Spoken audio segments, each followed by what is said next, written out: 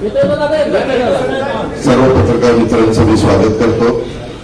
या पत्रकार परिषदेला उपस्थित असणारे तुषार कामतेजी, योगेश भवनजी, अजित गव्हाणेजी, नाना काटेजी, जगदीश शेट्टीजी, विलास लांडेजी, सर्व माझे उपस्थित असणारे विशेषतः दोन्ही राष्ट्रवादी काँग्रेस पक्षाचे सन्माननीय पदाधिकारी, सर्व आमचे कार्यकर्ते, सर्व पत्रकार बंधू भगिनींनो, आपल्याला सगळ्यांना माहिती की महाराष्ट्रामध्ये 29 महानगरपालिकेच्या निवडणुकीची धामधूम सुरू झालेली। आज 3 वाजता अंतिम चित्र स्पष्ट झालेलं आहे।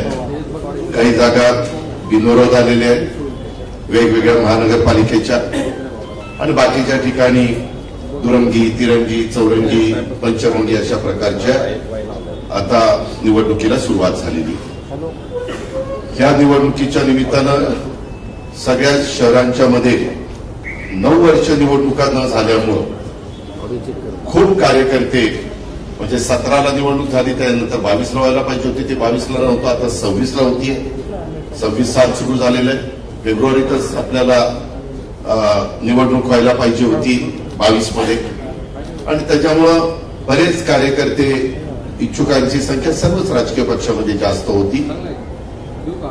यामध्ये केंद्रामध्ये जरी आम्ही एनडीए सरकारमध्ये असलो, राज्यामध्ये आम्ही महायुतीमध्ये असलो, तरी आपल्याला आठवत असेल मागे महाविकास आघाडीमध्ये काम करत असताना देखील स्थानिक स्वराज्य संस्थांच्या मध्ये जिथं शक्य असेल तिथं आम्ही आघाडी करायचो, जिथं शक्य नसेल तिथं आम्ही त्या ठिकाणी एकमेकाच्या विरोधामध्ये उभे राहून त्या निवडणुकांना सामोरं जायचं, अशा प्रकारचं मागचे एकंदरीत परिस्थिती होती।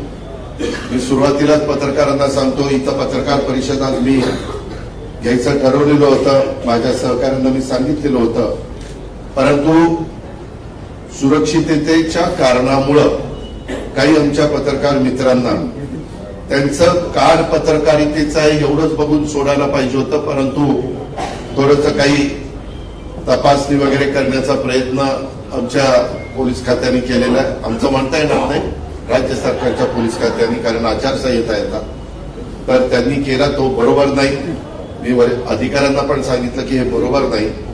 पत्रकारिता एक महत्वाचा पत्रकार घटक आहे आणि लोकशाहीमध्ये त्यांचंही एक अनन्यसाधारण अशा प्रकारचं महत्व आहे, आणि त्याच्यामुळं असं आता पुढे जरी झेड कॅटेगरीचे पुढे इथं आले तरी देखील आपण ती काळजी घ्या अशा पद्धतीनं त्यांना सांगितलेलं आहे। तर कृपा करून तुम्ही त्याबद्दल, आमचा कुणाचा त्याच्यामध्ये दोष नाहीये हे माझ्या पत्रकार मित्रांनी सुरुवातीलाच ध्यानामध्ये घ्यावं। पत्रकार मित्रांनो, आपल्याला सगळ्यांना माहिती आहे की शहर जे बदलत गेलं, ह्या शहरांनी एक आकार घेत गेलं। हे 1991ला ह्या शहराने मला खासदार केलं, त्यावेळेस ह्या शहराची माझी फार काही ओळख नव्हती, काही ठराविक कार्यकर्ते होते, परंतु तेव्हा एकसंघ काँग्रेस होती आणि काँग्रेसचे राजीव गांधींनी आणि आदरणीय पवार साहेबांनी मला उमेदवारी दिलेली होती, आणि त्याच्यातून मला इथल्या अनेक लोकांनी आशीर्वाद दिले, काँग्रेसच्या सगळ्या नेते मंडळींनी आशीर्वाद दिले, तरुण सहकाऱ्यांनी मला मदत केली आणि मतदारांनी विश्वास टाकला, आणि मला वाटतं त्यावेळेस इथं मला 35,000चं लीड मिळालं होतं। मी खूप लाख मतांनी निवडून आलो, परंतु ह्या विधानसभा मतदारसंघात, आणि तेव्हापासून मी ठरवलं की बाबा आपण राजकारणात इतके नवखे, आपला काही जास्त ओळखी नाही, परंतु निव्वळ काँग्रेसचे राजीव गांधी आणि आदरणीय पवार साहेबांच्याकडे बघून आपल्याला निवडून दिलेलं आहे, आणि आपण काम केलं पाहिजे। आणि तेव्हापासून मी इथल्या कामाला सुरुवात केली। 92ला निवडणुका आल्या, त्या पहिल्यांदा कॉर्पोरेशनच्या निवडणुकीला आम्ही सामोरं गेलो, त्यावेळेस रामकृष्ण मोरे इथं महत्वाची भूमिका बजावायचे, नानासाहेब नवले होते, माऊली लांडगे होते, अनंतराव थोपेजी होते, मदन बापनाजी होते, कृष्णराव भेगडेजी होते, असे वेगवेगळे मान्यवर, तिरुमणी त्यावेळेस हे होते, अध्यक्ष होते, मला चांगलं आठवत आहे, आणि ते होते, असे सगळ्यांनी मिळून आम्ही सुरुवात केली। मला थोडंसं चांगल्यातलं चांगलं काम कसं करता येईल ह्या पद्धतीचा माझा प्रयत्न असायचा आणि त्याच्यातून 92ची निवडणूक लढवली आणि तेव्हापासून माझं ह्या शहरातल्या वेगवेगळ्या जडणघडणीवर मी माझ्या सगळ्या सहकाऱ्यांच्या न विश्वासात घेऊन काम करायला लागलो. 92ची त्यावेळेसची पिंपरी चिंचवड महानगरपालिका, नंतर 5 वर्षात आम्ही भर घातली 97ला, मग 5 वर्षात भर घातली 2002ला, परत 5 वर्षात 2007ला, परत 5 वर्षात 2012ला, परत 5 वर्षात 2017ला. 17ला मात्र देश पातळीवर नरेंद्र मोदी साहेबांची जबरदस्त लाट आली आणि त्याच्यातून माझ्यातले पण अनेक सहकारी ज्यांना मी संधी दिली होती, पदं दिलेली होती, ते माझ्यापासून बाजूला गेले आणि एक तसा बघितलं तर एक मुद्दा असा निघाला की विठ्ठलाच्या मूर्तीमध्ये गडबड झाली, भ्रष्टाचार झाला. त्यावेळी जे महापौर होते त्यांच्याबद्दल आरोप झाले. आता तेच व्यक्ती आज आमच्या विरोधामध्ये असणाऱ्यांचे उमेदवार झाले, म्हणजे त्यावेळेस त्यांच्यावर त्यांनी आरोप केले, आता ते तिथले उमेदवार आहेत, हे आपल्या लक्षात आलं असेल.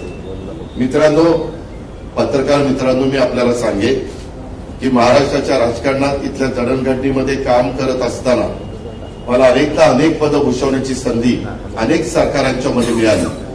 6 वेळेला मी उपमुख्यमंत्री झालो, पण शेवटी हे शहर कष्टकऱ्यांची नगरी, उद्योग नगरी, कामगार नगरी, छोटी छोटी गावं एकत्र येऊन झालेली नगरपालिका घारे साहेबांच्या वेळेस आणि नंतर झालेलं महानगरपालिकेतील रूपांतर, स्वर्गीय अण्णासाहेब मगरांनी त्याला दिलेली दिशा, स्वर्गीय यशवंतराव चव्हाण साहेबांनी या शहराला दिलेले आशीर्वाद, इथं आणलेली इंडस्ट्री आणि त्याच्यानंतरच्या काळात अनेक मान्यवरांनी, आदरणीय पवार साहेबांच्या सहित सगळ्यांनी, रामकृष्ण मोरे असतील, अशोकराव मोळे असतील, मी आता सगळ्यांची नावं घेत नाही, पण या सगळ्या मान्यवरांनी आपापल्या परीनं त्याला हातभार लावण्याचा प्रयत्न केला आणि आम्ही त्याच्यामध्ये खऱ्या अर्थाने इथले रस्ते असतील, इथले सबवे असतील, इथले फ्लायओव्हर असतील, इथले डबल फ्लायओव्हर असतील, इथले उद्यान असतील, इथले पाण्याची व्यवस्था असेल, इथल्या ज्या ज्या काही शिक्षणाच्या संदर्भामध्ये चांगल्या प्रकारच्या दर्जेदार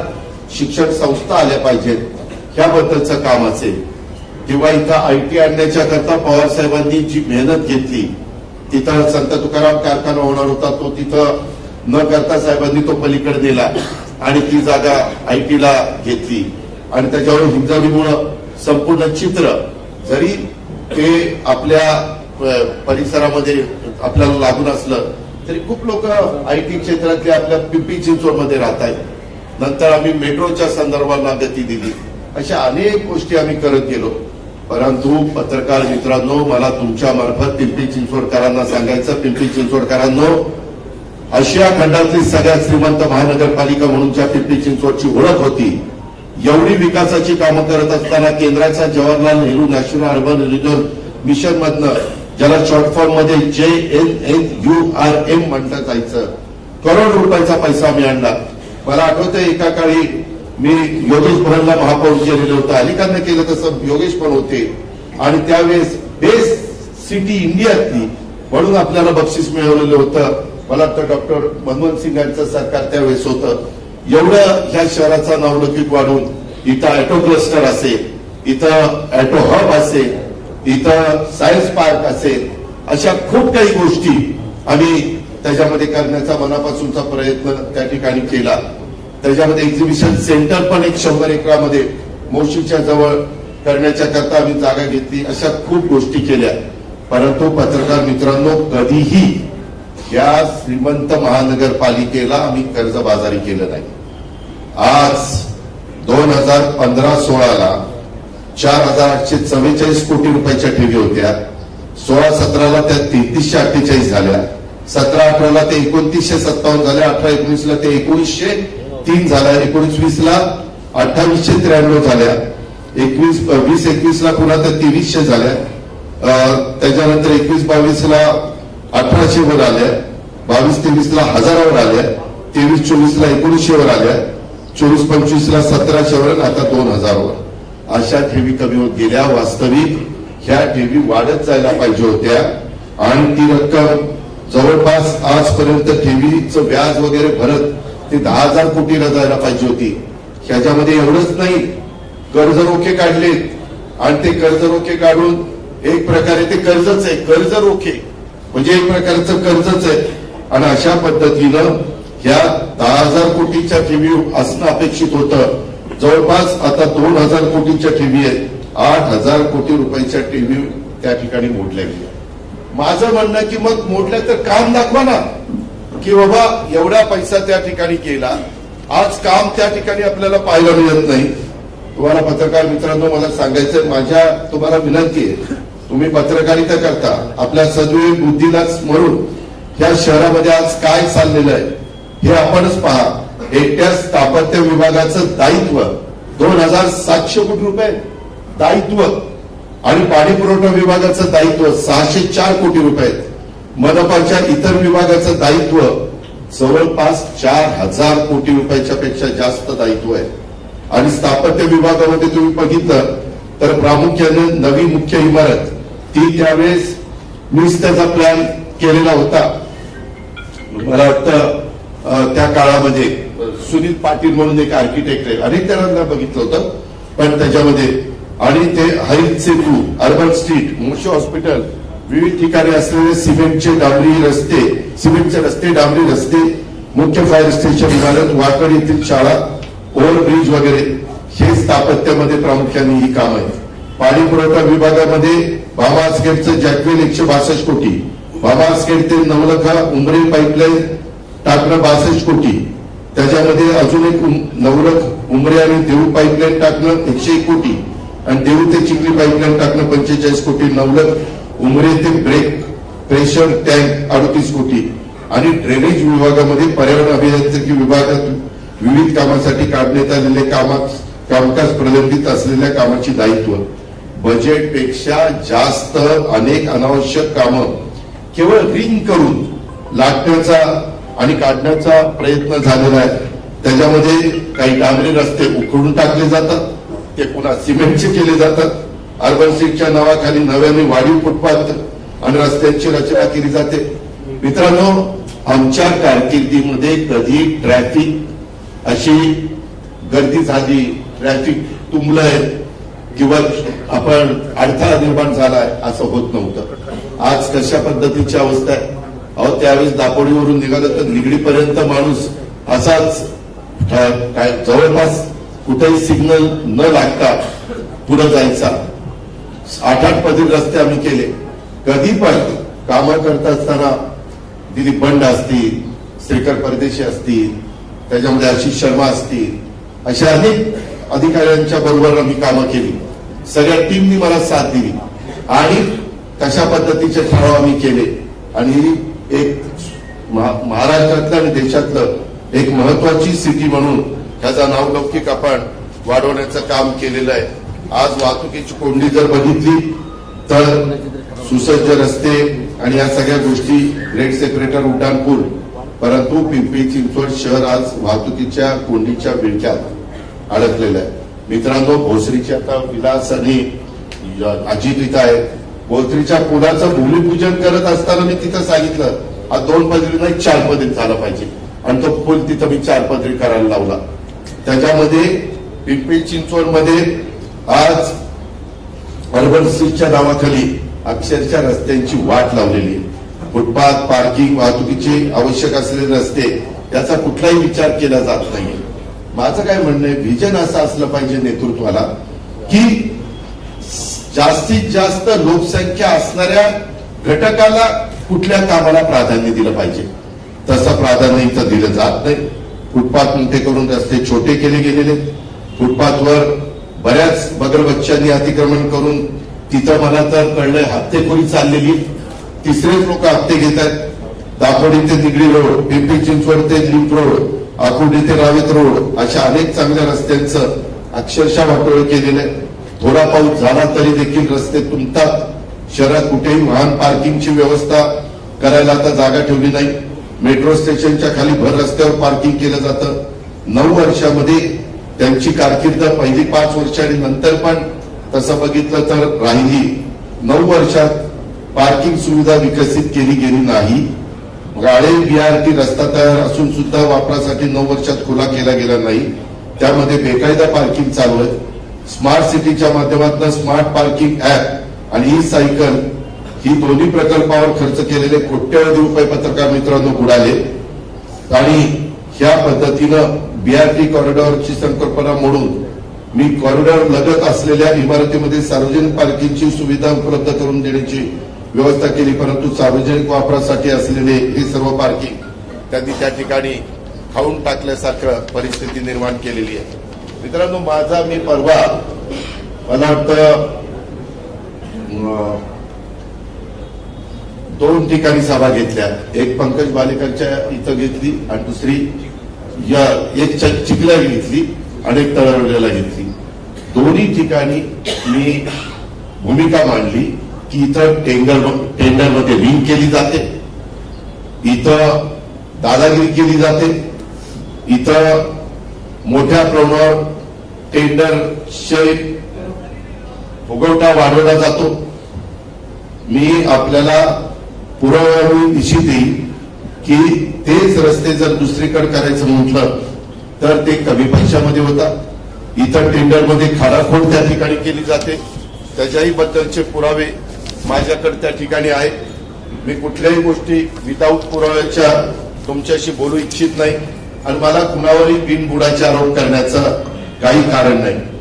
इथं टेंडरिंग, दादागिरी, दापोडे रस्त्याच्या अलीकडे पण अशा पद्धतीनं वेगवेगळे भाग पाडले गेले. त्याच्यामध्ये भोसरी, निगडी, चरोली, चिखली, दिघी, मोशी या पट्ट्यात टेंडर रकमेत ऍटपार किंवा जादा दराने निविदा सादर केल्या जातात. त्याच्यामध्ये वेगवेगळ्या पद्धतीनं 25-25, 30% पर्यंतचा फरक त्या ठिकाणी असतो. आणि तुम्ही बघा, काही लोकांच्या प्रॉपर्टी कशामुळे वाढल्या, असा काय चमत्कार घडला, असं काय त्यांनी कामं करून दाखवली, असे काय त्यांची इंडस्ट्री आहे की असे कोट्याधीश चे मालक हे झालेले. एक साधं उदाहरण द्यायचं, मधी कुत्र्यांची नसबंदी काढली, भटक्या कुत्र्यांची, आणि त्याच्यामध्ये 5 वर्षात 43,680 कुत्र्यांवर नसबंदी केल्याचा दावा केला आणि लॉकडाऊनच्या काळात सर्व काही बंद असताना देखील 7,145 कुत्र्यावर नसबंदी केल्याचा दावा केला. 71 लाख रुपये नसबंदीवर त्या ठिकाणी बिलं अदा केली. आता तुम्ही मला सांगा, जर एवढं झालं होतं तर यावर्षी ऑक्टोबर महिन्याच्या अखेरपर्यंत पिंपरी चिंचवडमध्ये कुत्रे चावण्याची संख्या नागरिकांची 20,000 लोकांनाच कुत्री चावली आणि मग नसबंदी केलेली कुत्री गेलं कुठं आणि कुठं पिल्लं काय झाली कुठं. कसं हे जे काही चाललंय, अक्षरशः आतापर्यंत 1,70,000हून अधिक लोकांना मुंबईमध्ये, महाराष्ट्रामध्ये प्रचाराची रणधुमाळी होईल. आणि मी तर मला एवढा विश्वास आहे की जे आम्ही 2.5 वर्ष माझं मुख्यमंत्रीपद आणि आता देवेंद्रजी 3.5 वर्षाचा जो काही काळ आहे त्यामध्ये केलेली जी कामं आहेत, महाराष्ट्राचा जो विकास आहे, लोकाभिमुख कल्याणकारी योजना ज्या आहेत, मुंबईचा विकास आहे, हे सगळं जे आहे हे लोकांच्या समोर, जनतेच्या समोर आहे. आणि त्यामुळे याची पोचपावती आम्हाला महायुतीला येणाऱ्या महापालिकांच्या निवडणुकामध्ये मिळेल. उद्धव ठाकरे यांनी मगाशी काही उमेदवारांना मार्गदर्शन केलं मुंबईतल्या, आणि त्यामध्ये त्यांनी पुन्हा एकदा सूर्याजी पिसाळ असा उल्लेख केलेला आहे. त्याचबरोबर 2 गुजरात्यांच्या हातात आपल्याला मुंबई द्यायची नाहीये, त्यामुळे आपण या ठिकाणी पूर्णतः आपला सुमारे 630 कोटी रुपयांची निविदा ही त्या ठिकाणी काढली. ती मात्र बीजी शेट्टींनी 17-18% निधी घेतली. आज आपल्या इथं जे काही बांधकाम होत आहेत त्याच्यामध्ये गुरुगाव म्हणून जे आपला शहरातला भाग आहे तिथं जमीन घेऊन स्वतः जमीन विकत घेतात बांधकाम व्यावसायिक किंवा संबंधित लोक, आणि 350 ते 4,000 रुपये प्रति स्क्वेअर फीट दराने फ्लॅट विकतात. मी खोटं सांगत नाही. तिथं गुरुगावाला आणि आपल्या महानगरपालिकेत केवळ बांधकामाकरता 4,000 ते 4,500 रुपये प्रति स्क्वेअर फीटचा खर्च येतोय. हे असलं भ्रष्टाचार चाललेला, असलं धुलाई आपल्या महानगरपालिकेची चाललेली. मला नागरिकांना आवाहन करायचंय, आता वेगवेगळ्या ठिकाणी देखील तू फॉर्म काढ, तुला हे करू, तुला ते करू वगैरे वगैरे हे सगळे प्रकार चालले. पिंपरी चिंचवडमध्ये आमच्याकडे पण काम करत असताना केंद्रातली, राज्यातली, जिल्ह्यातली, तालुक्याची, गावची सगळीच त्या ठिकाणी कामकाज आम्ही बघायचो, म्हणजे त्याला आपण सत्ता म्हणतो, तिथं आमची लोक होती. पण आम्ही सत्तेचा उत्मात होऊन दिला नाही, माज होऊन दिला नाही. आता सत्तेची मस्ती, नशा आणि माज झालेला आहे आणि त्यामुळे या सगळ्या घटना घडतायत. हे माझ्या पिंपरी चिंचवड नागरिकांनी ध्यानामध्ये घेतलं पाहिजे. स्मार्ट सिटीच्या बद्दल देखील ह्या प्रकल्पात भ्रष्टाचार झाल्यामुळे हा प्रकल्प अपयशी ठरलेला आहे. त्याच्यामध्ये तुम्हाला सांगतो, आपल्या शहरात डब टाकण्यात आले. वास्तविक आपण ज्यावेळेस रस्ते केले ना, त्याच वेळेस डब टाकलेले होते आणि केबल नेटवर्क टाकण्यात आलं. या प्रकल्पासाठी 250 कोटीचं टेंडर काढलं आणि हा प्रकल्प पूर्णपणे फसला. जमिनी खाली केबल टाकण्याचं काम त्याच्यामध्ये लोकप्रतिनिधींनीच रस्त्याच्या अलीकडं पलीकडं वाटून घेतलं आणि इंटरनेटची केबल नाजूक असल्यानं नेहमी सांगतात ती 1.5 मीटर म्हणजे 5 फूट खाली टाका आणि ती बंधनकारक आहे. मात्र खोदकामाचं पैसे वाचवण्यासाठी प्रत्यक्ष खोदाई केवळ गुडघ्यापर्यंतच लेवलपर्यंत खोदून डब टाकण्यात आला. त्यामुळं नेटवर्क सुरू होण्यापूर्वीच डॅमेज झालं. अब्जावधी रुपये खर्च करून तयार केलेला प्रकल्प 7-8 वर्षात बंद झाला. हे आपणच पत्रकार म्हणून माहिती घ्या. 600 किलोमीटर केबल नेटवर्क पैकी फक्त 200 किलोमीटरचं केबल नेटवर्क हे आज डॅमेज झाल्यामुळं प्रकल्प पूर्णपणे फसलेला आहे. अंदाजपत्रकात डगच्या बोगस किंमत दाखवलेली आहे. ठेकेदारांनी डगच्या उत्पादनात प्राप्त झालेले डग कॉईलची चलन बिलं ही सादर केल्यावर बिलं अदायगी करण्यात आलेली आहे. खरं तर समोर आल्यात इस्टिमेट तयार करताना केलेली बनवेगिरी उघड होऊ नये म्हणून डगच्या उत्पादकाकडूनच प्राप्त झालेल्या डग कॉईलच्या प्रत्येक चलनांवरील बिलावर डगदाराला व्हाईटनर लावून सादर करण्यात आलेले तेच व्हाईटनरचे पुरावे मी आता याच्यामध्ये तुम्हाला दाखवले. व्हाईटनर लावलाय त्याच्यावर जरा जागा ही साधारण परिस्थिती आहे. तुम्हाला कोणाला बघायचे असेल तर आपण बघू शकता. त्याचबरोबर आपल्या ई क्लासरूम पत्रकार मित्रांनो जरूर स्मार्ट क्लासरूम असले पाहिजे. या प्रकल्पात सुद्धा मोठ्या प्रमाणात भ्रष्टाचार झाला. मी जे पहिली दोन्ही भाषणं केली, भ्रष्टाचार ही पोखरली महानगरपालिका कर्जबाजारी केली, हे चित्र आपल्याला बदलायचंय. म्हणून आम्ही आज दोन्ही राष्ट्रवादीनं युती केली आणि आज लोकांच्या समोर आम्ही जातोय. त्याच्यामध्ये या प्रकल्पांतर्गत महानगरपालिकेच्या प्रत्येक शाळेत ई क्लासरूम योजनेमुळे प्रत्येक वर्गखोली 1.5 लाख रुपये प्रति टीव्ही नीट ऐका. त्याच्यामध्ये व्हीयू कंपनीचा 65 इंची टीव्ही बसवण्यासाठी टेंडर मंजूर झालं. 1000 पेक्षा जास्त वर्गखोल्यांमध्ये टीव्ही बसवण्यात आले. टेंडरमध्ये एका टीव्हीची मंजूर किंमत 1.5 लाख रुपये इतकी होती. परंतु बाजारभावाप्रमाणे व्हीयू कंपनीचा 65 इंची टीव्हीचा प्रत्यक्षात किंमत मित्रांनो फक्त 55,000 इतकी आहे. ई क्लासरूम योजनेच्या नावाखाली प्रचंड मोठ्या प्रमाणात भ्रष्टाचार झाला. महानगरपालिकेच्या 123 शाळांमध्ये ई क्लासरूम लागू केलं, परंतु इंटरनेट कनेक्टिव्हिटीच नसल्यामुळं शिक्षकांना एकतर त्यांच्या मोबाईल वरील मर्यादित इंटरनेटद्वारे अथवा खासगी इंटरनेट कनेक्शनद्वारे किंवा डाउनलोड केलेल्या ऑफलाईन शैक्षणिक साहित्याद्वारे शिकवावं लागतं आणि शिक्षकांना ई क्लासरूमसाठी आवश्यक असणारं आधुनिक प्रशिक्षण द्यावं लागतं.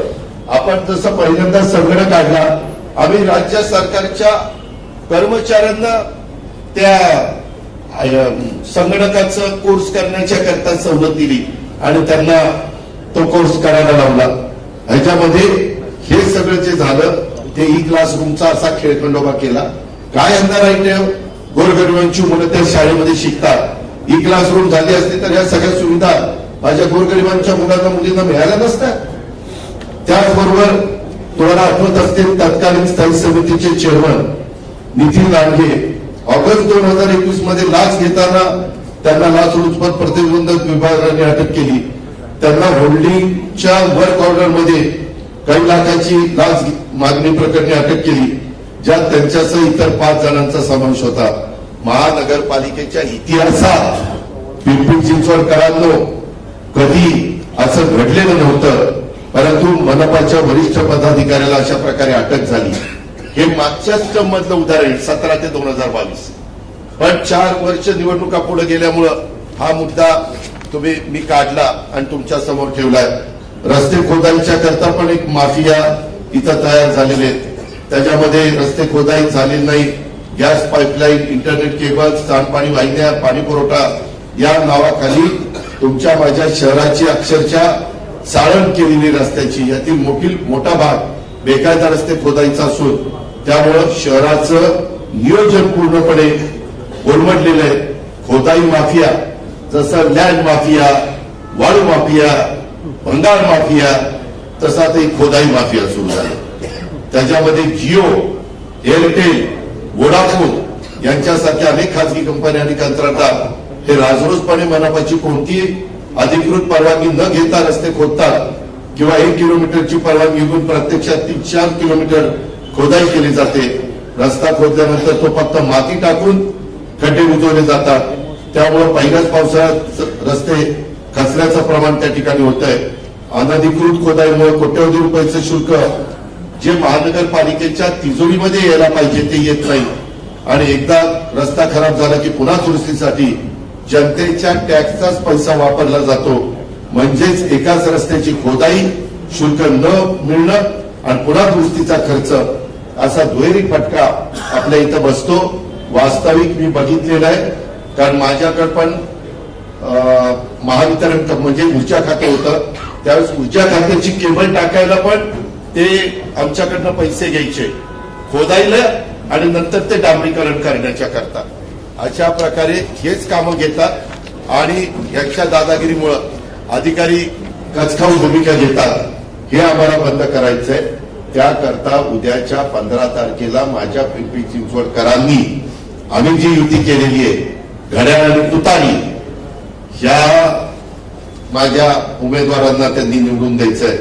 मला विनंती आहे माझी, पिंपरी चिंचवड महानगरपालिकेचा प्रारूप विकास आराखड्यात नागरिकांच्या मध्ये पत्रकार मित्रांनो खूप मोठी नाराजी आहे.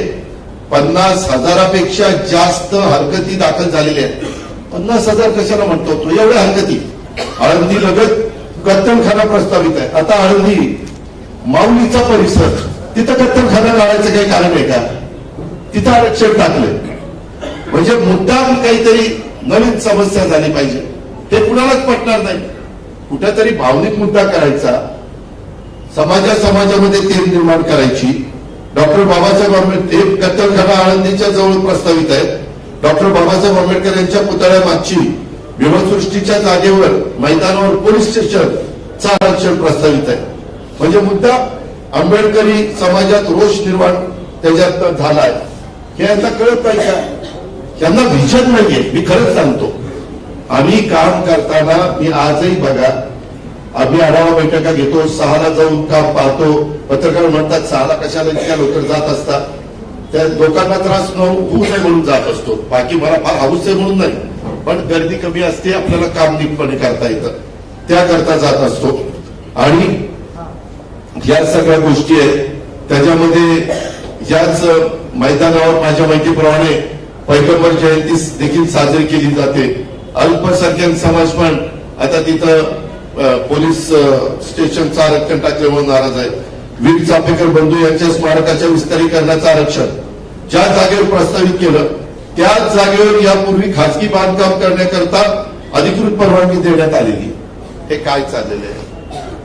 वीर चाफेकर बंधूंचं योगदान तुमच्या माझ्या देशाला स्वातंत्र्य मिळण्याच्या करता ज्यांनी स्वतःच्या जीवाची पर्वा केली नाही, स्वतः शहीद झाले, अशा पद्धतीनं ह्या गोष्टी अधिकृत परवानगी घेऊन बांधण्यात आलेल्या बांधकामावर आरक्षण, रस्ते रुंदीकरण प्रस्तावित, 25-30 वर्षापासून बांधण्यात आलेल्या घरांवर आरक्षण, रस्ते रुंदीकरणाकरता प्रस्तावित, हजारो कुटुंब उद्ध्वस्त झाली. भूरेषेमध्ये मोठ्या प्रमाणात फेरफार करण्यात आले. टेकड्या गायब करून निवासीकरण करण्यात आलं. अनेक नाले पाणवठे गायब करून त्या जागी निवासी विभागात समाविष्ट करण्यात आल्या. अनावश्यक आरक्षण टाकून सामान्य नागरिकांच्या जमिनीवर आरक्षण टाकण्यात आली व बिल्डरांच्या जमिनी मोकळ्या करण्यात आल्या. चिखली येथे तुम्हाला सगळ्यांना माहिती आहे 250 एकर जमिनीवर सुपर ऍडमिनिस्ट्रेटिव्ह कमर्शियल कॉम्प्लेक्स या प्रयोजनाचं आरक्षण लादण्यात आलं. आता तेच क्षेत्र दलालांच्या मार्फत कमी भावाने खरेदी करण्याचं काम कोण करतंय याचा नीट आपण सगळ्यांनी विचार करा. आज जे कोणी इथलं प्रतिनिधित्व करतात ही लोक आहेत निगडी यमुनानगर येथील प्राधिकरणाकडनं अधिकृत खरेदी करण्यात आलेली घरं बंगले हे रेड मध्ये समाविष्ट करण्यात आले. तळवडे चिखली भोसरी दिघी या ठिकाणी रेड झोन कायम करण्यात आलेले. अशा पद्धतीनं ह्या सगळ्या गोष्टी मित्रांनो चाललेल्या आहेत. माझं एवढंच म्हणणं आहे की हे जे काही मी तुम्हाला सांगतोय हे मी विथ प्रूफ पुराव्यासहित तिथं सांगतोय. माझी आपल्याला विनंती आहे मी या पिंपरी चिंचवडमध्ये जातीचा पातीचा नात्याचा गोत्याचा विचार न करता विकासाच्या अनेक गोष्टी केल्या. कार्यकर्त्यांची फळी चांगली घडवली निर्माण केली. त्याच्यामध्ये काहींना विधान परिषदेवर पण संधी दिली. काहींची नाराजी पत्करून त्याच्यामध्ये मी काहींना स्थायी समितीचं चेअरमन केलं. कितीतरी अशा प्रकारची नावं मला तुम्हाला त्या ठिकाणी सांगता येतील. मी कधीच या शहराचा विकास करताना व्यक्तिगत हेतू ठेवला नाही. आपल्या काळात विकास कामांचा झपाटा आणि दर्जा कसा असायचा तुम्ही मित्रांनो आठवा. माझ्या काळामध्ये आम्ही सगळे बघायचो त्यावेळेस डिवायडर मधली झाडं जिवंत असायची त्याला पाणी टाकलेलं असायचं. आता डिवायडरची झाडाची काय अवस्था तिथली मुरुम कुणी काढत नाही पाणी कुणी टाकत नाही कुणी बघत नाही. त्यांचं एकमेव लक्ष कुठं काय भ्रष्टाचार करून पैसे कमवता येतील एवढा एक कार्यक्रम चाललेला. कुठेही अशा पद्धतीनं हे काम चांगल्या पद्धतीनं झालं. आता मेट्रोला पण तुम्हाला माहिती आहे आता अण्णा इथं बसलाय इथनं मला वाटतं चिंचवडवरून ना रे पिंपरी नाही तिथून दिल्लीपर्यंत 3 स्टेशन होती. यांनी मला सांगितलं दादा अजून एक स्टेशन पाहिजे. आम्ही केलं ना. मी नेहमी म्हणतो आम्ही कामाची माणसं आहे आम्ही बिनकामाची माणसं नाही. आमच्यावर आरोप झाले बिनबुडाचे झाले. आम्ही त्यावेळेस निरसन करायला कमी पडलो आणि त्याचा फटका आम्हाला बसला. परंतु आज झड धाकट दिवसा डवळ्या लुटालूटची टोळी इथं निर्माण झालेली आणि हे सगळं आकडेवारीनं तुम्हाला सिद्ध करून दाखवलेलं आहे. उलट आपलं उत्पन्न दरवर्षी वाढतं कारण इमारती होतात. तुम्ही बघा सुरुवातीच्या काळामध्ये आपल्या इथं असणारे टॉवर आणि आता झालेल्या सोसायट्या ह्या बघितल्या तर पत्रकार मित्रांनो काही काही सोसायट्या 2,500-2,500 लोक तिथं राहतात. त्यांचा टॅक्स येतो आम्हाला. मी आज तुम्हाला हे सगळ्या गोष्टी सांगतो परंतु 2-3 दिवसांनी पुन्हा पत्रकार परिषद घेऊन आम्ही याच्यावर काय उपाय करणार तेही मी सांगणार आहे. मी नुसती टीका करणार नाही. मी माझ्या सहकाऱ्यांना बरोबर घेऊन आज ह्याचं आपल्या महानगरपालिकेचं वजवाटोळ करण्याचं काम यांनी चालवलेलं आहे. परंतु ते पुन्हा आपल्याला पूर्ववत करण्याच्या करता काय आमचा कार्यक्रम आहे तो पण मी तुम्हाला पुढच्या प्रेसला सांगणार आहे. पर्यावरणाचं तर मित्रांनो गाडीचं घेणं देणं नाहीये. मला तुम्ही सांगा आमच्या काळात आम्ही वृक्षारोपण वृक्ष संवर्धन ह्याला प्राधान्य द्यायचो. मी कित्येकदा या सगळ्या पदाधिकाऱ्यांना विचारा गाडीत जाताना झाडं चुकलेली असेल तर मी आयुक्ताला फोन करायचोय काय चाललंय. शेवटी आपण आपलं स्वतःच म्हणून जे काही आपलेपणाने काम करतो तसं काम प्रदूषणावर उपाययोजना करण्यासाठी कुणी प्रयत्न करतय का. आज नदीचं काय प्रदूषण चाललेलं आहे. आज नदीमध्ये कसा राडारोडा टाकला जातोय. महानगरपालिकेच्या आरोग्य सेवेचा कसा बोजवारा उडालेला आहे. ज्या पद्धतीनं करवड केली त्या पद्धतीनं सुविधा दिल्यात का नाही दिल्यात. शहराच्या विकासावर समोरासमोर येऊन चर्चा करण्याचं माझं आव्हान आहे. किंवा शहराचा विकास मी केला नाही त्यात माझं योगदान नाही ही हिंमत असेल तर त्यांनी समोर येऊन त्या ठिकाणी सांगावं. या शहराला मी जीव लावला. या विभागाचा प्रतिनिधी या नात्याने खासदार म्हणून मी राजकारणाला सुरुवात केली. मी काही महिने होतो 6 महिने होतो पण तरी देखील त्याच्यानंतर सतत माझ्या राज्याच्या राजकारणामध्ये काम करत असताना पिंपरी चिंचवडला कसं आपल्याला झुकतं माप देता येईल हा प्रयत्न केला. या शहरातील विकासकांनी एक माझी ओळख कामाचा माणूस म्हणून केलेली आहे. अशा पद्धतीनं पण आपण पाहू शकता. कधीही माझ्या कारकिर्दीमध्ये म्हणजे आमच्या 25 वर्षाच्या माझ्या म्हणजे आमच्या राष्ट्रवादीच्या किंवा काँग्रेसच्या या 25 वर्षाच्या कारकिर्दीमध्ये जर कोणी पत्रकार मित्रांनी पण आम्हाला सांगितलं की दादा इथं कुठंतरी गडबड होते तर आम्ही आमच्या पदाधिकाऱ्यांना बोलवायचो. हे असं चालणार नाही. आम्ही आमच्या आयुक्तांना बोलवायचो, त्यांनाही त्या पद्धतीनं त्या ठिकाणी सांगायचो, कारण हे शहर आपल्या सर्वांचं त्या ठिकाणी होतं. या गोष्टी पण आपण या निमित्तानं ध्यानामध्ये घेतल्या पाहिजेत अशी माझी आपल्या सर्व पत्रकार मित्रांना विनंती आहे. आम्ही नवीन चेहऱ्यांना संधी दिली, काही अनुभवी लोकांना संधी दिली आहे. आम्ही त्याच्यामध्ये आता प्रचाराची यंत्रणा सगळ्या काही गोष्टी सिस्टमॅटिक पद्धतीनं राबवणार आहेत. आम्हाला कुठेही आचारसंहितेचा भंग करायचा नाही. मित्रांनो, एक माझी बहीण सकाळी मला भेटायला आली होती. ते म्हणले दादा एका प्रभागात एका मुलाचा अर्ज होता, अक्षरशः सिनेस्टाईलने त्याचा पाठलाग केला, त्याला पकडला, त्याला काही लोकांनी गाडीत घातला आणि उमेदवारी अर्जात मागे घेतला. म्हणजे ही आपल्याला कायदा सुव्यवस्थेच्याही बद्दल त्या ठिकाणी मोठं काम करावं लागणार आहे. जर राजकीय बरदास्त असला तर कायदा सुव्यवस्था त्या ठिकाणी अडचणीत येतील. ही पण गोष्ट तुम्ही बघा. 25 वर्षात गाड्या फोडणं म्हणजे आमच्या काळात तसं होत नव्हतं. आता गाड्या फोडणं, ती काही कोयता घ्याय, ती काही स्कूटर जाळणं, अशी दहशत निर्माण करणारी काही लोक नाही मुलं की ते असतात 18 वर्षाच्या आतले आणि त्यांच्यावर काही गुन्हे म्हणजे कलम लावायचे म्हटलं तरी अडचणी येतात कायद्याच्या. अशा पद्धतीनं माझं आपल्याला सगळ्यांना सांगणं आहे, माझी आपल्याला सगळ्यांना हेही सांगणं आहे, मी राष्ट्रवादी काँग्रेस दोन्ही माध्यमातून नव्या आणि चांगल्या चेहऱ्यांना संधी देण्याचा प्रयत्न केलेला आहे. महिलांची सुरक्षा अतिशय गंभीर असा महत्वाचा विषय आहे. शहराच्या वाहतूक कोंडीचा मोठा प्रश्न आहे. आम्ही एवढे प्रशस्त रस्ते त्या काळामध्ये बनवले, त्यामुळे एका ठिकाणून दुसरीकडे जाताना 10 मिनिटं लागत होती, आता 1-1 तास लागतो. शहरातील वाहतूक व्यवस्था पूर्ववत करण्यासाठी आम्ही काही नवीन उपाययोजना केल्या पाहिजेत, त्या पण मी तुम्हाला पुढच्या वेळेस सांगेन. आम्हाला ना भय ना भ्रष्टाचार म्हणून सत्तेत आलेल्या स्थानिक लोकांनी शहरात संपूर्ण निधीचं आणि महानगरपालिकेत भ्रष्टाचाराचं वातावरण तयार केलेलं आहे. शहरातील अल्पसंख्याक उमेदवाराला दमदाची पैशाचा बिल टाकून त्यामध्ये प्रकार या ठिकाणी सुरू आहे. अशाही बातम्या येत आहेत. लोकशाही दादागिरी खपवून घेतली जाणार नाही. जनतेने नोंद घेऊन अशा प्रवृत्तीच्या लोकांना खड्यासारखं बाजूला केलं पाहिजे. पवना नदी, इंद्रायणी नदी, मुळा नदी या 3 प्रमुख नद्यांच्या मध्ये आपली ही उद्योग नगरी वसलेली आहे. ह्या नद्यांचा जाणाऱ्या सांडपाण्याचा कोणतीही प्रक्रिया न करता डायरेक्ट नदीपात्रात सोडतात. त्या न केल्यामुळं ते त्याच्यावर सिवरेज ट्रीटमेंट प्लांटमध्ये ट्रीटमेंट न केल्यामुळं कामाचे पैसे उकळले जातात. काही अधिकारी दबावाला आमिषाला बळी पडतात. अशा दुर्दैवी घटना इथं चाललेल्या आहेत. जॅकवेलच्या कामात भ्रष्टाचार, उदळवाडीच्या कारवाईत लघुउद्योजक उद्ध्वस्त झालेला आहे. कित्येक लघुउद्योग मी पण सुधारणा केल्या, पण आम्ही कुणाला वायर सोडलं नाही, त्यांची पर्यायी व्यवस्था केली.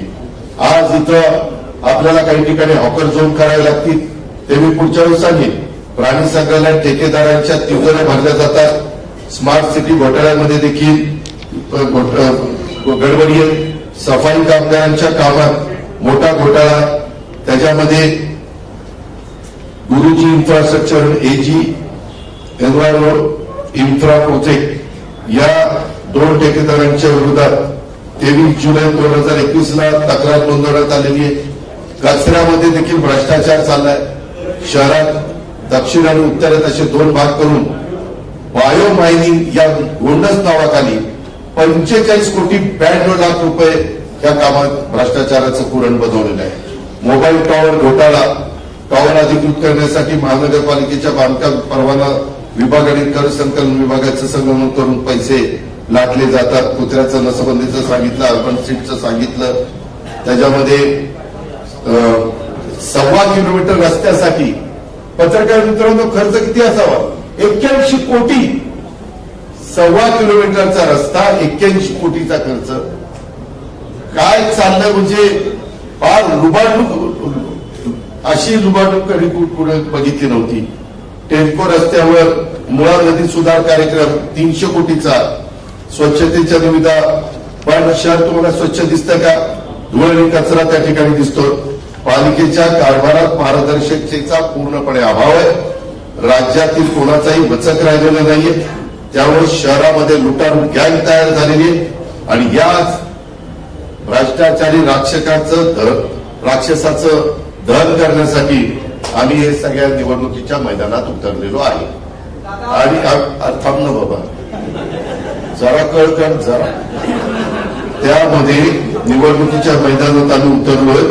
जनतेने माझे या पत्रकार परिषदेच्या निमित्तानं सर्व स्तरातल्या जनतेला आव्हान आहे, तरुण वर्गाला, मध्यमवर्गीयांना, वडीलधाऱ्यांना, सर्व क्षेत्रातल्या, की तुम्ही आम्हाला साथ द्या. आज मी या निमित्तानंच ही खरी तर पत्रकार परिषद त्या ठिकाणी घेतलेली आहे आणि त्या पद्धतीनं माझी पुढची प्रचाराची पण सगळी लाईन तशा पद्धतीनं राहणार आहे. माझं तुम्हाला सगळ्या पत्रकार मित्रांनो माहिती आहे की या शहरावर माझं मनापासून प्रेम आहे. या शहराबद्दल मला आत्मीयता आहे. या शहराची काळजी मला मनापासून घ्यावीशी वाटते. आता लोक येतील जातील, पण शेवटी हे शहर आपल्याला सगळ्यांना सांभाळायचंय आणि त्याच्यात 92 ते 2017 तुम्ही जशी साथ दिली, त्याच्यात कुठं काही त्रुटी राहिल्या असतील तर ते मी दुरुस्त करेन. कारण माझ्या सुरुवातीच्या काळात या शहराने मी त्यावेळेस कुठलंही काम न करता भरभक्कम पाठिंबा 91ला दिलेला होता.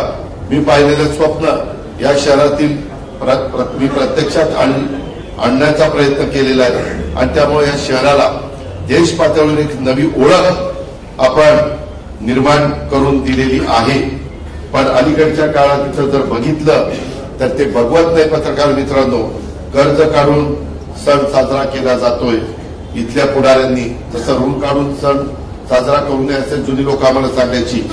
शहरापेक्षा स्वतःला आणि स्वतःच्या परिवाराला मोठं होण्याची एवढी राक्षसी भूक या शहराची परिस्थिती बिघडवलेली आहे. मला हे बघवत नाही म्हणून मी आमच्या वेगवेगळ्या सहकाऱ्यांना बरोबर घेण्याचा प्रयत्न केलेला आहे. माझा त्याच्यामध्ये जीव तोडतो हे मी मनापासून आपल्याला सांगतो.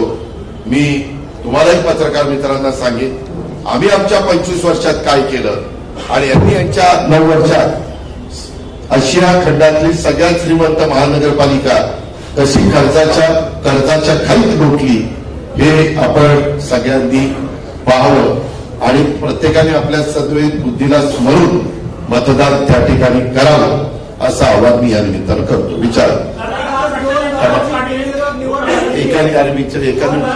आज बिनविरोध निवड झाली भाजपच्या सुप्रिया चांदोडे आणि रवी लांगे आणि तुम्ही आत्ताच विधान केले की एकाचा अर्ज होता त्याच्या आईने तुम्हाला सांगितले की त्याला माघार घ्यायला लावली. या 2 नाही आईने नाही सांगितलं. एक माझी लाडकी बहीण आलेली होती त्यांनी सांगितलं. नाही ह्याच्या संदर्भामध्ये मी ते कोण होते काय होते ते विचारपूस केली नाही. परंतु असले प्रकार या शहरामध्ये झालेले आहेत. आमच्याही काळामध्ये मी मागं काही बिनविरोध निवडणुका त्या ठिकाणी झालेल्या तुम्हाला पण सगळ्यांना माहिती आहे. पण लोकशाही पद्धतीनं ते झाल्या, संविधानाच्या माध्यमातून झाल्या, घटनेने जे घालून गेलेली शिस्त आहे त्यांनी झाल्या. तर आमचा काही विरोध असेच कारण नाही. अहो त्यामध्ये काही उमेदवार त्या बाबतीमध्ये त्यांची इतकी दहशत आहे की तिथं उभं राहायला देखील काही जोडत तयार होईल. ही वस्तुस्थिती आहे. हे मी मान्य करतो. ही वस्तुस्थिती आहे. पळवलं गेले तिथं समजत देखील त्या ठिकाणी मागे घ्यायला सांगितलं रोज सुरू आहे. मी तेच सांगतोय ना, ही दहशत कमी करण्याकरता हे कुणाच्या हातात आहे? लोकशाहीमध्ये हे नागरिकांच्या हातात आहे. नागरिकांनी मनात आणलं आणि या शहराला पुन्हा कर्जबाजारातनं बाहेर कर्जबाजारात जरी महानगरपालिका केली ती पूर्वपदावर आम्ही मागे आणली होती. कामं केली आम्ही 25 वर्ष कामं केली. पत्रकार मित्रांनो, एकही जण असं म्हणू शकणार नाही की अजित पवारांच्या त्या कारकिर्दीमध्ये कामं झाली नाही. कामं केली, वृक्षारोपण झालं, ग्रीनरी झाली, सगळ्या काही गोष्टी झाल्या. पण त्यावेळेस आम्ही कर्ज काढलेलं नव्हतं. उलट ठेवी वाढवत केंद्राचा पैसा, राज्याचा पैसा, वेगवेगळ्या योजनांचा पैसा आणि त्याला जोड आपल्या महानगरपालिकेची, असं करून आम्ही ते केलं. दहशत वाढली, पण तुमची दहशत कशी कमी झाली आणि भोसले आमदारची दहशत कशी वाढली? यामध्ये आमच्या हातामध्ये महानगरपालिकेची सूत्र गेले 9 वर्ष नाहीये, त्यामुळं तिथं दहशत वाढली. हे साधं सरळ गणित आहे. दादा भोसलेंच्या पोहळ म्हणतात की दहशत जी काय आता इथं पुढे वाढणार आहे ती दादांमुळे वाढणार आहे, अशा उमेदवार पुण्यामध्ये दिले. या संदर्भात मी पुण्याच्या प्रेसमध्ये बोलणार आहे. त्याबद्दल मला एवढंच सांगायचं आहे, कारण माझ्या एका सहकार्याने सांगितलं, एका व्यक्तीला परदेशात जायला कोणी मदत केली, जरा डोकं खाजवा दाखवा.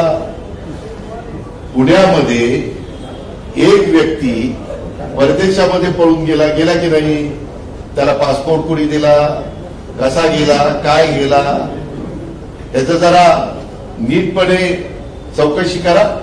आणि त्यांनी पण वेगवेगळ्या लोकांनी वेगवेगळ्या निवडणुकीमध्ये कुणाकुणाला उमेदवारी दिलेली आहे गेल्या 15-20 वर्षात, ह्याचंही रेकॉर्ड काढा. मी त्या संदर्भात माझी फक्त इथं युती एनसीपी म्हणजे तुतारी आणि घड्याळ नाही, त्याच्यामध्ये आम्ही आरपीआय सचिन खरात गट म्हणजे RPI Republican party of India, त्यांनी पण पुण्यात आणि पिंपरी चिंचवड माझे पत्र आहे. काल विजय स्तंभाला दर्शन करण्याच्या करता, अभिवादन करण्याच्या करता मी गेलो. आपलं 1 जानेवारीला आपण जमतो ना, तिथंही सचिन माझ्याबरोबर होता. त्याच्या संदर्भात काही जागा आम्ही इतर म्हणजे त्यांना सोडल्या. आता त्यांना जागा सोडल्यानंतर त्यांनी कुणाला उमेदवारी द्यावी हा त्यांचा अधिकार आहे. आता इथं पीपल्स रिपब्लिकन पार्टी महाराष्ट्र प्रदेश संभाजीराव रंगनाथ गायकवाड, जोगेंद्र कवाडे साहेबांचे, त्यांनी पण आम्हाला पाठिंबा दिला, असा अनेक लोकांनी दिलेला आहे. त्याच्यामुळं त्यांना तिथं उमेदवार जे वाटून येतील तिथं त्यांनी कुणाला द्यावीत हा त्यांचा अधिकार आहे. आणि मी मगाशी जे सांगितलं, का हे व्हाईटनर लावलेलं, मी जर मगाशी म्हणत होतो ना, हे जे एक प्रकार आहे का व्हाईटनर लावलेलं, हे माहितीच्या अधिकारात आपण माहिती काढली का व्हाईटनर लावलेलं, का व्हाईटनर लावलेलं, भयानक चालले, भयानक.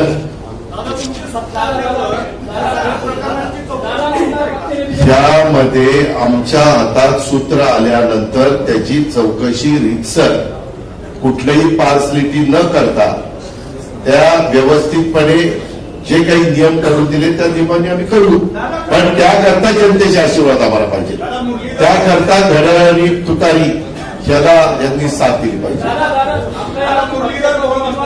तुम्हाला जे स्वप्न आहे तुमचं गुन्हेगारी मुक्त करण्याचं, असे उमेदवार दिल्यानंतर गुन्हेगारी मुक्त शहर किंवा जिल्हा कसा होईल? मी तुम्हाला सांगतो, तुम्ही मला किती वर्ष ओळखता? 35 वर्ष ओळखता. 35 वर्ष ओळखता ना. मी कधी या गोष्टीचं समर्थन केलं? कधी केलं? आणि आता मी तुम्हाला कुठल्या कारण मी 3चं संपलं की अजून माझ्याकडे यादी आली नाही. मला खरं थोडी उशिरा प्रेस, मी पुण्याला प्रेस घेणार त्याच्यामध्ये दाखवेल ना, राष्ट्रवादी तुतारीचे उमेदवार कुठले, राष्ट्रवादी घड्याळचे उमेदवार कुठले आणि सचिन खरातांनी दिलेले उमेदवार कुठले ते मी दाखवेल ना.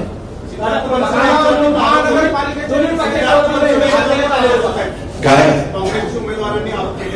काय बर उद्याच्याला गुन्हा कुणावर झाला तर गुन्हा सिद्ध व्हायच्या आधीच तो दोषी असतो का? असतो.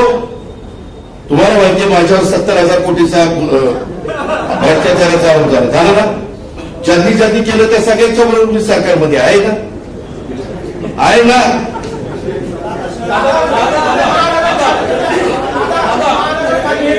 अरे एकाने बोलायला माझी हात जोडून विनंती आहे. महानगरपालिकेच्या इतिहासामध्ये पहिल्यांदा स्टँडिंग चेअरमन पैसे घेताना पकडलं त्याच्यावर गुन्हे दाखल झाले, त्याला भाजपने उमेदवारी दिली, त्याच्यावर काय सांगता? नाही हे तुम्ही बघायचं. मी काय बोलणार आहे? मी बोललो की तुम्ही म्हणाल हा हे असंच करणार. तुम्हाला सगळे उमेदवार डोळ्यासमोर आहेत. कुणी काय केलं. आता ज्या माझ्या लाडक्या भगिनीला मी महापौर केलं होतं तिनंच तिकडे तिकीट घेतलं, तिच्यावरच आरोप झाले की हिनं ते पांडुरंगाच्या मूर्त्यांमध्ये गडबड केली. आता काय करायचं. दादा भाजपने या ठिकाणी भ्रष्टाचार करायचा तुम्ही सगळं वाचून दाखवले तर किती भ्रष्टाचार झालाय.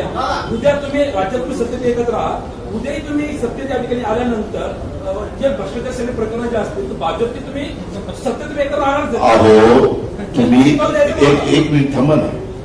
माझं 15 वर्ष काँग्रेस आणि राष्ट्रवादी काँग्रेस एकत्र सरकारमध्ये होतं. पिंपरी चिंचवड महानगरपालिका ही राष्ट्रवादीच्या ताब्यात होती. त्यावेळेस मी काम करून दाखवलं की नाही. काम करताना ही संस्था वेगळी आहे, ही संस्था वेगळी आहे. अरे बाबा स्थानिक स्वराज्य संस्था आहे ना, ह्या संस्थेमध्ये काम करणारे इथले लोक वेगळी आहेत. तिथं आम्ही ज्यांच्याबरोबर काम करतोय ती लोक वेगळी आहेत. समजून घे, समजून घे.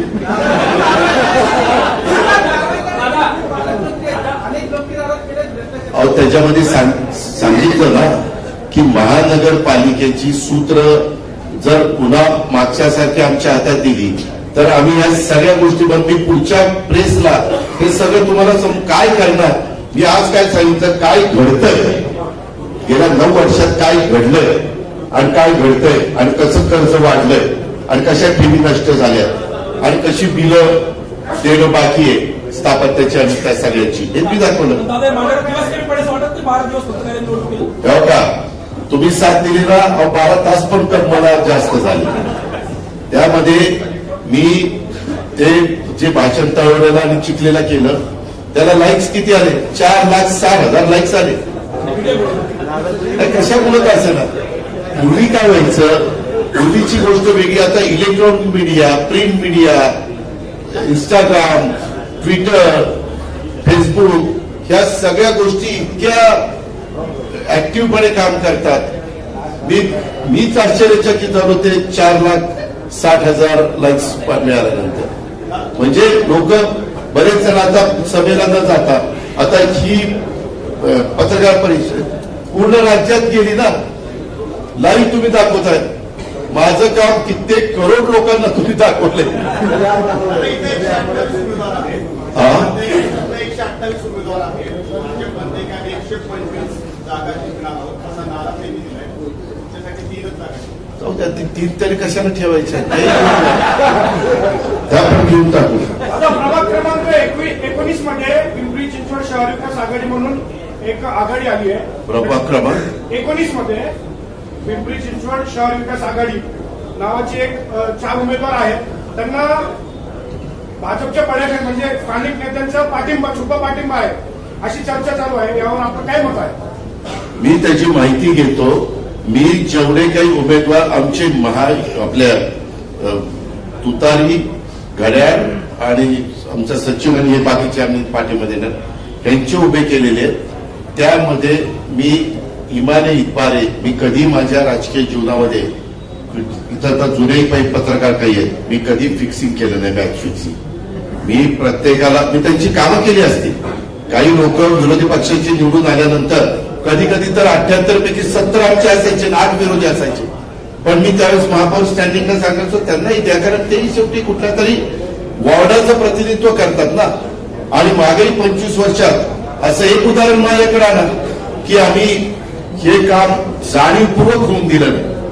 शेवटी तुम्ही एकदा तिथं 5 वर्ष आल्यानंतर तुम्ही सगळ्या महानगरपालिकेचे लोकप्रतिनिधी असतात. म्हणजे प्रमुख पदाधिकारी, स्टँडिंग कमिटी चेअरमन, महापौर, उपमहापौर, सभागृह नेता.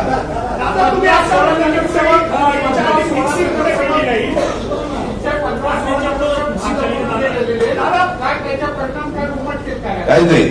त्यांना ज्यावेळेस मी नगरसेवक केलं ते आधी नगरसेवक नव्हते ना, कोणीच पार्टी होती ना. तसं आता त्यांच्या जागी नवीन लोकांना करायचं. फक्त जनतेने आशीर्वाद दिले पाहिजे, बटणं दाबली पाहिजे. समोरचा जो अर्ज आहे राष्ट्रवादीचा, काय खासदार पारनेरचा मुलगा याच्या समोरचा जो राष्ट्रवादी काँग्रेस पक्षाच्या उमेदवाराचा अर्ज आहे तो मागे घेण्यात आलाय. नक्की काय घडलं? नाही, त्याच्यामध्ये ते सांगायचं राहिलं. माझं अजित गव्हाणांचा मला निरोप आला की त्या 4च्या प्रभागामध्ये 2 जागा राष्ट्रवादीच्या, 2 जागा शिवसेनेच्या, म्हणजे धनुष्यबाणाच्या. आम्ही शिवसेनेबरोबर पण चर्चा केली, परंतु बाकीच्या ठिकाणी आमची ऍडजस्टमेंट झाली नाही. पुण्यामध्ये पण आम्ही चर्चा केली. तुम्ही बघितलं होतं, ते माझ्याकडे आले होते काही त्यांचे प्रतिनिधी. इथं मात्र आम्ही आमच्या दोघांच्या अंडरस्टँडिंगनी 2 त्यांचे 2 आमचे केले. वार्ड नंबर 35 मध्ये अशीच काही घटना घडलेली आहे. राष्ट्रवादीच्या अधिकृत उमेदवाराने अर्ज मागे घेतलाय.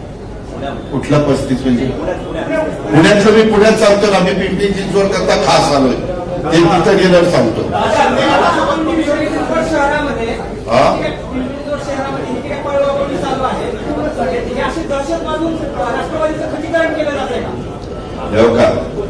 शेवटी कुणी कुणाचं खच्चीकरण करू शकत नाही, पण ह्याच्यातनं जनता जनार्दन फार बारकाईने बघत असते. तुम्ही बघितलं मागच्या काळामध्ये, मला आठवतंय तेव्हा मी हायस्कूलला होतो, 75ची इमर्जन्सी आली. इमर्जन्सीमध्ये बोलणं पत्रकारांना पण अवघड झालं होतं, बरोबर.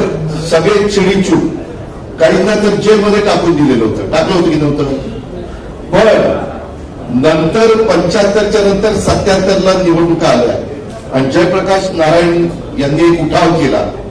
अहो, कित्येकदा त्यावेळी जनता पक्षाचे मध्ये का जनता दल असं काहीतरी होतं, त्यांचे उमेदवार काउंटिंगला गेले नाही की आपलं काय खरं नाही म्हणून, आणि ते सगळे निवडून आले.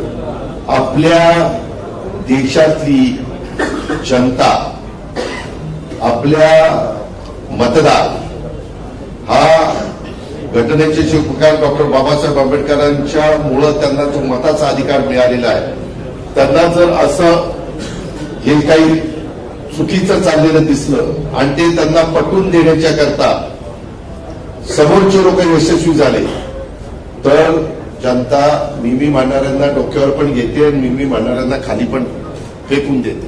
हा इतिहास आहे की नाही? आहे ना. पिंपरी चिंचवडच्या हद्दीलगत फ्लेक्सवरती दिसतोय, हा कायमस्वरूपी दिसेल की फक्त तुझ्या तोंडात साखर पडो. महापालिकेतल्या गैरकारभाराबद्दलचे बरेच मुद्दे मांडले, महापालिकेतल्या गैरकारभाराबद्दलचे बरेच मुद्दे मांडले, खरे ते मांडले. मांडावे लागत आहेत. शहरातले जे नेते ते यावरती का बोलत नाही? यामध्ये मी आता बोलतोय ना, दादा तुम्ही फिक्सिंग बद्दल बोललात, पण आता तिन्ही मतदारसंघात, अरे बाबांनो, तुम्ही मला साथ द्या, मी नाही बदल करून दाखवण्याचा बोला ना. त्यामध्ये त्या संदर्भामध्ये सगळ्या गोष्टी जो प्रमुख असतो, जो ते चालवतो, जो त्याच्यामध्ये किंग मेकर असतो, त्याला जबाबदार धरलं जातं ना. अधिकारी काही 3 वर्ष येतात, बदली करून निघून जातात. तुम्ही ऐका, तुम्ही मागच्या काळामध्ये 25 वर्ष बघितलं, मी वेगवेगळे चांगले अधिकारी आणायचो.